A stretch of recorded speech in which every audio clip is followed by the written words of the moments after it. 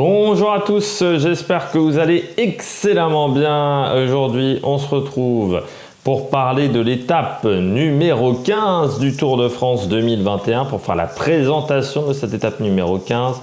C'est peut-être l'étape du Tour de France. C'est une étape qui est extrêmement difficile et surtout avec des difficultés qui sont bien placées sur le parcours. N'hésitez pas à vous abonner à la chaîne, n'hésitez pas à réagir dans les commentaires, n'hésitez pas à partager la vidéo. N'hésitez pas à mettre un pouce bleu, n'hésitez pas à me donner vos pronostics dans les commentaires pour cette étape. C'est peut-être l'étape du Tour de France parce que c'est une étape où les difficultés sont bien placées. On a des grosses difficultés, on a également des pourcentages, on va avoir de l'altitude. On va faire quasiment, là encore, une centaine de kilomètres au-dessus de 1500 mètres. Donc même la portion de plaine, on va dire, entre la montée de Montlouis et la montée du col de Puymaurens, c'est assez haut en altitude. C'est-à-dire qu'à partir de la première difficulté, on ne va pas redescendre. Et c'est vrai que 1500 mètres pendant, je dirais, quasiment 5 bornes, ça va avoir des conséquences. Plus l'étape de la veille qui a quand même été assez nerveuse, ça va être très sympa. Et puis on est juste avant une journée de repos. C'est-à-dire que certains coureurs vont vraiment tout donner aujourd'hui avec un petit départ en côte en plus, parce que les premiers kilomètres ne sont pas si faciles que ça. Ça va être très intéressant. On regarde tout de suite le profil de cette étape. Avant de regarder le profil de cette étape, je rappelle que le dénivelé positif, 4574 mètres. C'est la troisième étape avec le plus fort dénivelé positif. Donc c'est une étape qui ne va pas être facile. Je crois qu'il y a à peu près 100 mètres d'écart simplement avec l'étape du Mont Ventoux. On regarde tout de suite le profil. Du côté du profil, eh bien, on partira très vite entre Céré et Andorre-la-Vieille, 191 km. Dès le départ, un premier col, le col de Lioro, 6,5 km à 3% de moyenne, donc démarrage en côte. Ça va faire un démarrage difficile. Et cette côte n'est pas au classement de la montagne. On enchaînera tout de suite après, au kilomètre 18,5, avec une deuxième difficulté qui n'est pas au classement de la montagne, le col de Fourtou, 4 km 1 à 3,8% de moyenne. Donc vous voyez déjà sur les 20 premiers kilomètres, on aura deux petits cols et on aura quasiment 10 km de montée. Donc ça va être un peu difficile. Ensuite, on redescend vers Boule-Ternaire, Villefranche de Conflans, avant le sprint intermédiaire à Olette. C'est au kilomètre 67, c'est-à-dire à 120 km de l'arrivée.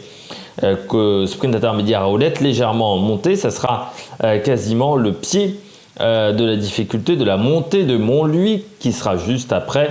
Première côte de la journée, côte de première catégorie, 8 km 5 à 5,7% de moyenne, 1563 mètres d'altitude à la montée de Montlouis. On va regarder ça tout de suite, la montée de Montlouis. Vous voyez, c'est pas la montée avec le plus de pourcentage, par contre c'est très régulier. On sera entre 6 et 7% assez souvent. Il y aura deux zones, on va dire entre le kilomètre 2 et le kilomètre 3, on sera à 5,2% de moyenne. Et puis sur la fin de la montée où c'est un peu plus plat.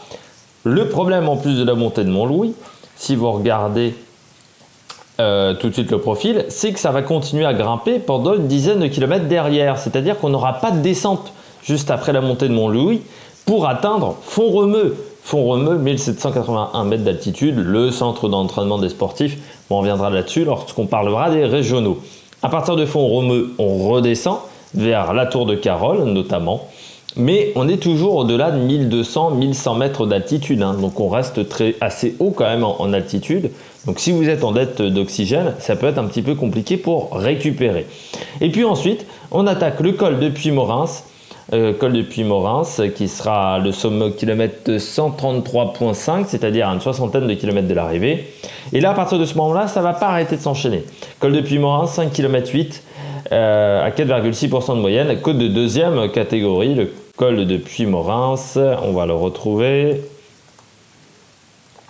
tout de suite. Col de Puymaurens, pas le plus dur de la journée, c'est très régulier, entre 4,5 et 5. Voilà, 1914 mètres d'altitude. C'est plus l'altitude qui va peut-être faire un petit peu mal dans cette difficulté. Mais voilà, c'est juste qu'on va l'enchaîner avec le port d'Envalira, simplement une petite descente, et le port d'Envalira. Souvenir Henri Desgranges, 10 km 800 à 5,8% de moyenne. Col de première catégorie, 2406 mètres d'altitude. C'est le point culminant de ce Tour de France 2021. On sera au kilomètre 147, c'est-à-dire à peu près 44 km de l'arrivée, très précisément au du port dans Valira. Là aussi, c'est assez régulier, il n'y a pas de fort pourcentage. La difficulté de cette montée, c'est que déjà les plus forts pourcentages sont en fin de montée et sont au-dessus de 2100 mètres d'altitude. C'est-à-dire que là, ça commence à faire très très mal dans les jambes et que le pied du col est déjà à plus de 1700 mètres d'altitude. Donc là aussi, très grande difficulté. Descente après le port d'Envalira. Et on attaque la dernière difficulté du jour, un col de première catégorie, bonification en haut du col de Becchalis. 6 km 2 à 8,6% de moyenne. Côte de première catégorie, la côte de Becchalis au kilomètre 177. Et là, il y a des pourcentages dans la côte de Becchalis, notamment entre le kilomètre 1 et le kilomètre 2 avec 12,7% de moyenne, puis 9,2% et encore 7,3%. On aura une partie un peu plus plate, puis 7,7%. C'est court, mais qu'est-ce que c'est pentu le col de Becchalis. Ça va permettre d'avoir des attaques, surtout avec l'enchaînement du port d'Envalira et du col de Puy-Morins auparavant encore une fois les 60 derniers kilomètres. Et puis ensuite arriver à Andorre-la-Vieille. On va parler tout de suite du final pour enchaîner du côté du final. Donc on a le col de Becchalis et la descente est extrêmement technique dans le col de Becchalis. En plus, avec les températures qu'on aura lors de cette journée, faire attention au goudron. Le goudron peut être fondu. S'il est fondu, il y aura beaucoup moins d'adhérence. Au gravillon également, on est dans les Pyrénées. Souvent, les descentes dans les Pyrénées se font sur des routes un peu moins bonnes que dans les Alpes. Donc, il faut toujours se méfier un petit peu des conditions de route. Il faudra faire attention.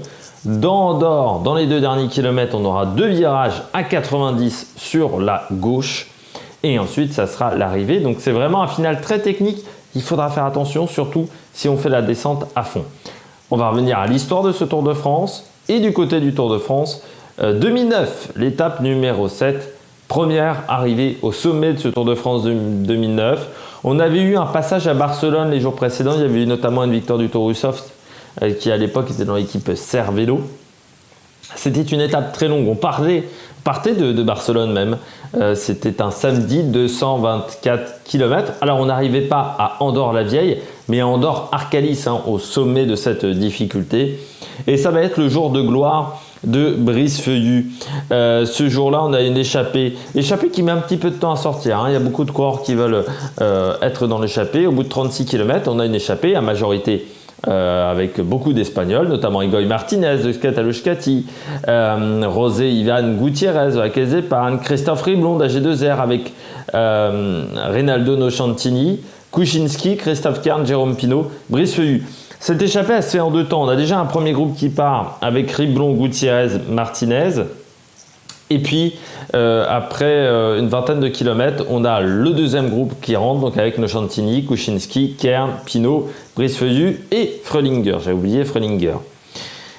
Quelques difficultés dans la journée, mais la grande difficulté du jour, c'est Andorre-Arcalis. Et au pied d'Andorre-Arcalis, c'est échappé à 6 minutes 30. Et on se dit, là, ça peut le faire très clairement, même si on a 12 km et demi de montée, ça peut le faire aujourd'hui.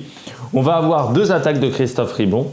À ce moment-là, Brice Feuillu est en difficulté, ce qui semble assez dingue. Et puis à 5 km de l'arrivée, Brice Feuillu va lancer une attaque et puis il va faire la différence. Alors certes, derrière, on aura une attaque de Christophe Kern, mais qui échouera à quelques secondes de Brice Feuillu parce qu'il est parti un peu tard. Et on aura vraiment une très très belle victoire de Brice Feuillu qui prend un jour-là le maillot à pois. Je ne sais pas si vous vous souvenez également que c'est assez rare dans le monde du cyclisme. À l'époque, il était néo-pro, il faut se souvenir Brice Feuillu. Mais il gagne avec le maillot grand ouvert. Et c'est le dernier grand résultat d'Agritubel qui s'arrête en fin d'année. Alors Brice Feuillu, c'est quand même une carrière un petit peu étonnante parce qu'il a commencé donc très très fort avec cette victoire sur le Tour de France. Et puis ensuite, derrière Brice Feuillu, il n'y aura pas de grands résultats. C'est-à-dire on misait énormément sur lui. Et puis il y aura un mauvais passage chez Vacances Soleil. Voilà, il a tenté l'aventure à l'étranger, ce qui n'a pas été une bonne idée, comme Romain Feuillu en passant. Hein. Les deux, Romain Feuillu un peu moins, mais Brice Feuillu a quand même eu une carrière un petit peu décevante. Alors après, on le verra souvent dans des échappées, notamment chez Sojason et chez Fortunéo. Une fois, il est même dans l'échappée en 2014, je crois, avec Thomas Vauclair. Je crois que c'est 2014 hein, quand Thomas Vauclair prend le maillot à poids dans les Pyrénées, mais il n'arrivera jamais à regagner une étape.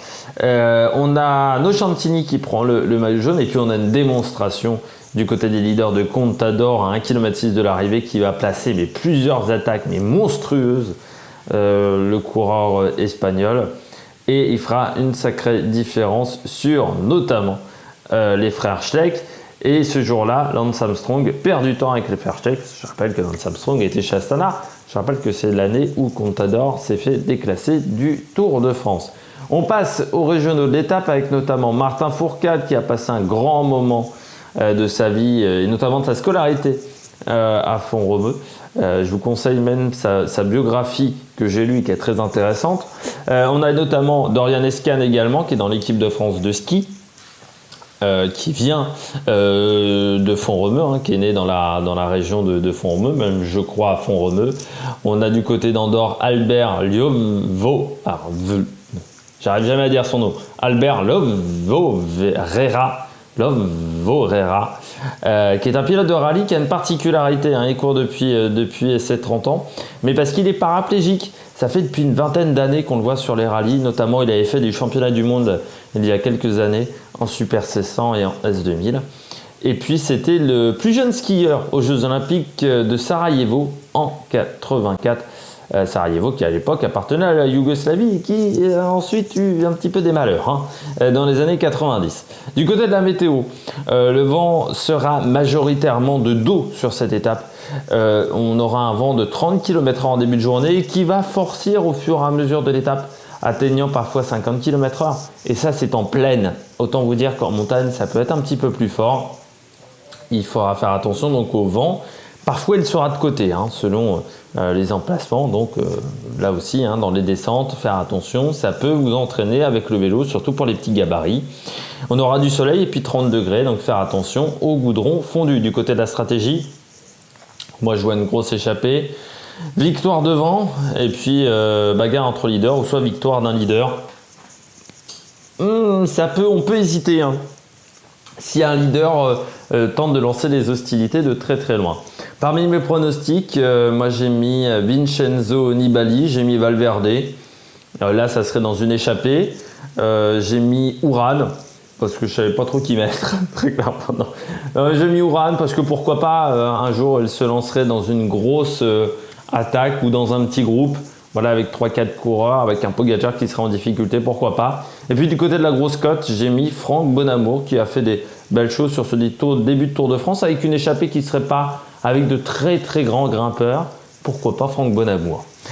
J'espère que vous avez aimé cette vidéo. N'hésitez pas à réagir dans les commentaires, n'hésitez pas à mettre un pouce bleu, n'hésitez pas à réagir dans les commentaires. Ce soir, débrief de cette étape.